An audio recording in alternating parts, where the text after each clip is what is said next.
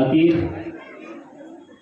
चुनावी मैदान में उतरता है और कुछ ही दिनों के अंदर यहाँ की फ़िज़ा बदल जाती है, यहाँ की हवा बदल जाती है। मैं एक बात का एतराफ़ करना चाहता हूँ, असदुद्दीन अवैसी, अकबरुद्दीन अवैसी साहब के बाद मैं अपने से बड़ा लीडर अगर किसी को मानता हूँ तो वो अतीक सर को मानता हूँ।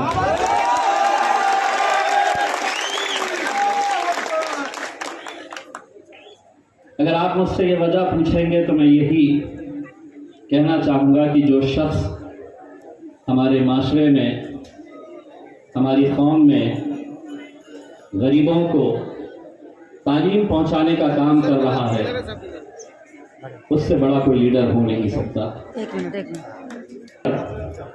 गोबंडी की हमारी माएँ, बहनें, नौजवानों का, बुजुर्गों का हम तहे दिल से शुक्रिया अदा करते हैं कि जो यकीन आप लोगों ने इस नौजवान लड़के के ऊपर आपने दिया। जीत और हार जो भी हो, हम हमेशा एक बात कहते हैं कि हमारा काम मेहनत करना है।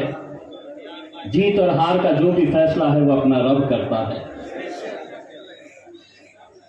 अल्लाह की मर्जी के बगैर पत्ता भी नहीं हिल सकता है। तो अगर कोई ये समझता है कि अगर किसी को हराकर, किसी को गिराकर कोई बहुत आगे निकलना चाहता है, अपने तकब्बुर में ये सोच रहा है कि मैंने सिर्फ यहां पर अतीक को नहीं हराया बल्कि औरंगाबाद से इम्तियाज जलील को भी हराया,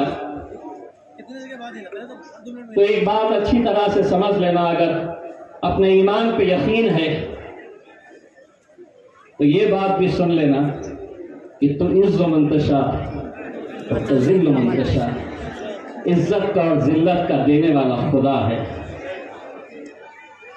तुमने ये सोचा कि मुझे गिरा दोगे तो मैं खत्म हो जाऊंगा। आज तुम्हारे ही घर में देखिए अल्हम्दुलिल्लाह कितनी मोहब्बतों से मुझे नवाजा जा रहा है।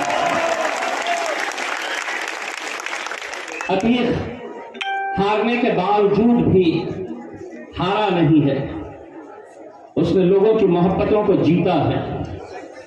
यह अलग बात है कि कुछ आंकड़े कम हो गए होंगे, यह अलग बात है कि जो मेरे कायद बैरिस्टर असदुद्दीन अवैसी पार्लियामेंट में पिछले 20 सालों से अकेले बैठते थे, यह आप लोगों की दुआओं का नतीजा है कि 5 साल उनके बाजू बैठने का शर्फ मुझे भी हासिल हुआ था।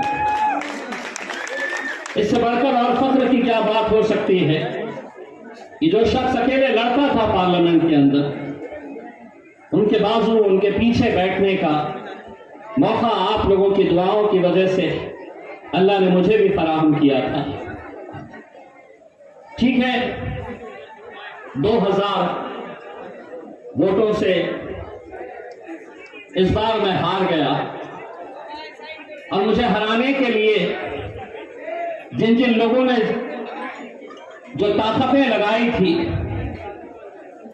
जिन जिन लोगों ने जो साजिशें रची थी, आज अगर एकनाथ शिंदे के जितने भी आमदार हैं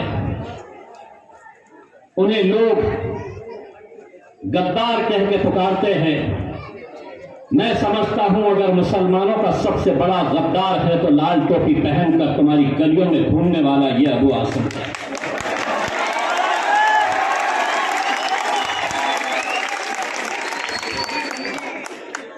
और अगर मैं झूठ कह रहा हूं तो बताओ मुझे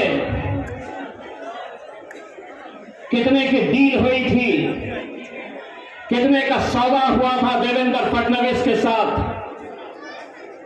इम्तियाज जलील को हराना है, तुझे हमारी मदद करनी होगी। मैं जानता हूं दौलत इतनी कमा लिया है कि अंदर जाने का डर सता रहा था, तो सोचा खाम का सौदा कर लूं। एक बात अच्छी तरह से समझ लेना, आगाज तूने किया है, अंजाम तक तुझे इंशाअल्लाह हम पहुंचाएंगे। गोवंडी की आवाम पहुंचाएगी। जिन माओं ने, जिन बुजुर्गों ने हमारी हार पर, अकीर की हार पर अपने आंसू बहाए, गिड़गिड़ा कर रोए, मैंने कितने ऐसे बुजुर्गों को, कितने ऐसे घरों में उस दिन खाना नहीं बना क्योंकि वह अफसोस मना रहे थे ये नौजवान लड़के के हार का, औरंगाबाद से इम्तियाज जलील के हार का। लेकिन हम यही कह रहे थे कि हम गिरे हैं, इसका मतलब ये नहीं है कि हम उठेंगे नहीं, इसका मतलब ये नहीं है कि अब हम खड़े नहीं होंगे, दौड़ेंगे नहीं। मुझे अतीक ने कल बताया, इम्तियाज भाई 2 दिन पहले परमिशन मिली थी, लेकिन पुलिस वाले अब कह रहे हैं कि ये इलाके में जलसा नहीं होना, बहुत दबाव डाला जा रहा है। मैंने अतीक से कहा, इलाके कुत्तों के होते हैं,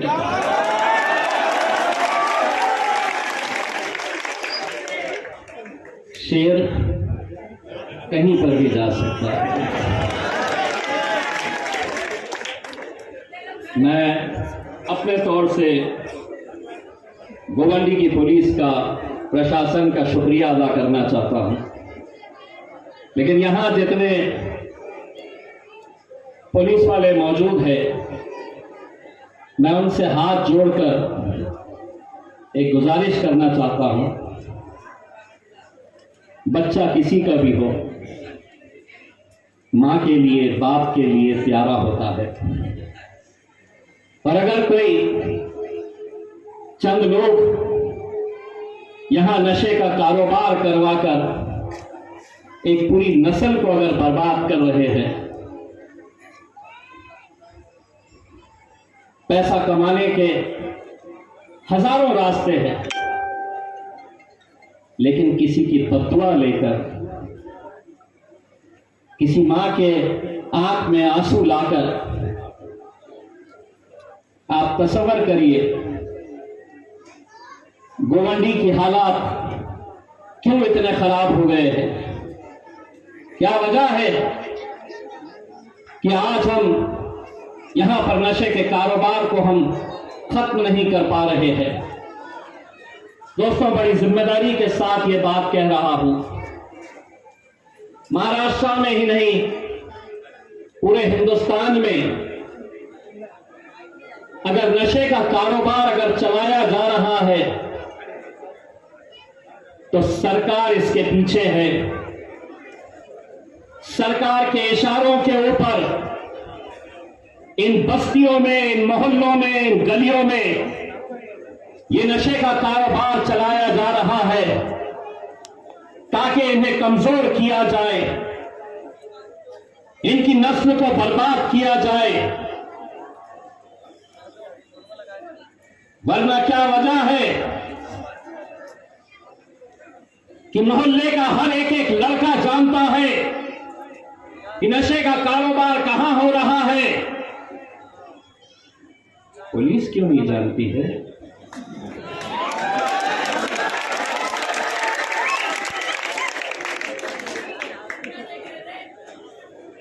जानती है, सब अच्छी तरह से जानती है। हम आपकी तरफ से गोवंडी की पुलिस को एक पैगाम देने के लिए आए हैं। धंधे आप नहीं बंद कर सकते तो अल्हम्दुलिल्लाह हम में इतनी ताकत है कि हम आकर बंद करवा सकते हैं।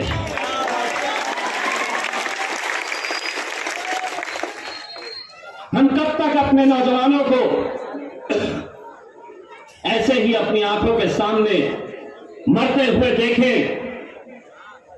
और यह सिर्फ गोवंडी की बात नहीं है, मुसलमानों की आबादी मुंब्रा में है, वहां पे भी जहां जहां पर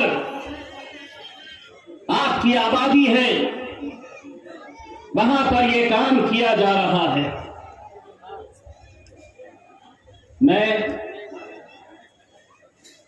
आज आपके बीच में आपका शुक्रिया अदा करने के साथ साथ आज महाराष्ट्र के अंदर महानगर पालिका, नगर पालिका, जिला परिषद, पंचायत, इसके इलेक्शन अगले 2-3 महीनों के अंदर होने वाले हैं। और हमने तय किया था कि हमारी शुरुआत उस मुकाम से करेंगे कि जहां पर हमें इतनी मोहब्बतों से नवाजा गया था। इसीलिए मजलिस का पहला जलसा पूरे महाराष्ट्र में आज गोवंडी से हमने शुरुआत की है। आपकी दुआएं रहेगी, आते रहेंगे, क्योंकि अब हम आए हैं तो ये भी आएंगे, पीछे पीछे आएंगे। आज तो सुना है देवनार में लाल टोपी पहनकर घूम रहे थे। मुझे किसी ने फोन किया, बोले साहब लाल सिंह वाला बकरा घूम रहा है, ले लूं क्या? मैंने कहा बकरी ईद पे हलाल का गोश्त चलता है, हराम का नहीं चलता।